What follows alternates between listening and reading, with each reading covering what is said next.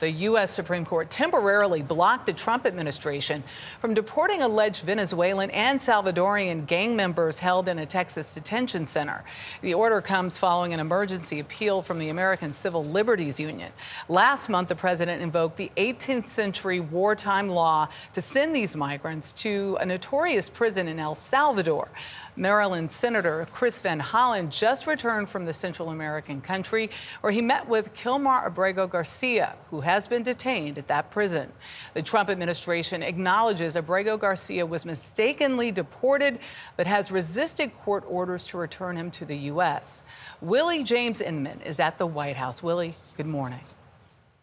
Good morning to you, Dana and Michelle. Senator Van Hollen says Abrego Garcia is traumatized after spending time in the notorious CBS prison in El Salvador. But the Trump administration says he's an undocumented migrant with a troubled past who does not deserve to be in the United States.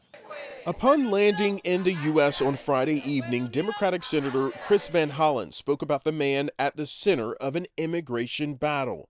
We need to bring Mr. Abrego Garcia home to protect his constitutional rights to due process. Van Hollen says Abrego Garcia was moved from the notorious CBS prison to another facility with better conditions just over a week ago. This photo shows him dressed in regular clothing and having a conversation with Van Hollen. It's also important that people understand this case is not just about one man. It's about protecting the constitutional rights of everybody who resides in the United States of America. The Department of Homeland Security has admitted that Abrego Garcia was sent to El Salvador due to an administrative error. But the Trump administration has worked to release information about his past, including details about a traffic stop for speeding in 2022, in which 8 people were in the vehicle with Abrego Garcia with no luggage. DHS says the incident had a reek of human trafficking. But Abrego Garcia's family said it was part of his job to transport workers to job sites. No charges were filed. President Trump blasted Senator Van Hollen on social media, calling him a fool for supporting Abrego Garcia. This is the man that the Democrats are wanting us to fly back from El Salvador to be a happily ensconced member of the USA family.